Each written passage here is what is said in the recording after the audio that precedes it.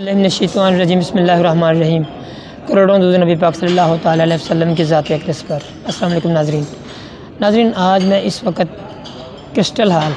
Pearl continental hotel Lahore میں موجود ہوں، جہاں پہ پنجاب میں اس وقت لاہور میں پاکستان میڈیکل ایسوسی ایشن لاہور پروفیسر ڈاکٹر محمد اشرف نظامی صاحب کی زیر صدارت ابھی ایک اجلاس ہوا ہے، جس کے ان کی صدارت میں ایک وائٹ پیپر جاری کیا گیا ہے پی ایم سی کے خلاف، پاکستان میڈیکل کمیشن کے خلاف، جو کہ اس سے پہلے Pakistan medical and dental council تھا، اس کو 1 فروری 2019 میں چینج کر کے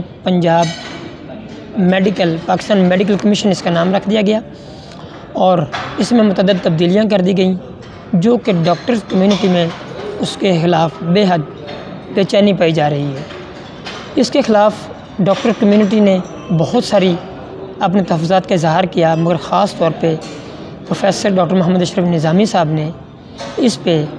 خاص طور پہ جو رد عمل دیا اور اپنی اس وقت ایک وائٹ پیپر بھی جاری کیا ہے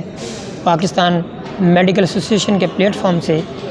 تو میں اس میں کوئی زیادہ تفصیل میں نہیں جاؤں گا، مگر اتنا ضرور کہوں گا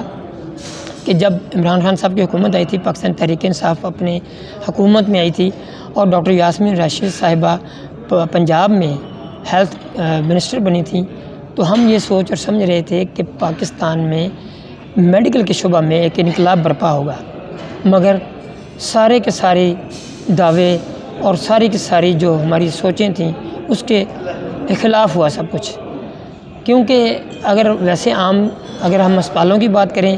تو جو وہاں پہ اس وقت جو حالات ہیں، مریضوں کو دوائیاں نہیں مل رہی، مریضوں کے حالات، مریضوں کو ویل چیئر تک نہیں مل رہی۔ آپ کسی اسپتال گورنمنٹ میں جائیں، آپ کسی ایمرجنسی کے اسپتال میں واش روم میں بھی جائیں گے تو آپ کو وہاں پہ ایک اچھا بھلا بندہ بیمار ہو کے باہر نکلے گا۔ تو بہرحال یہ ایک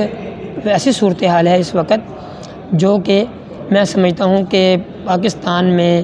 میڈیکل کے شعبے کو تباہی کی طرف لے کے جا رہی ہے۔ پاکستان میڈیکل کمیشن ایک انتہائی ڈاکٹروں کو ناگوار گزرا ہے۔ میں سمجھتا ہوں کہ جو اگر پی ایم اے کی جو اس میں اپنی سوچ ہے، جو ان کی سمجھ ہے، اس کے مطابق میں سمجھتا ہوں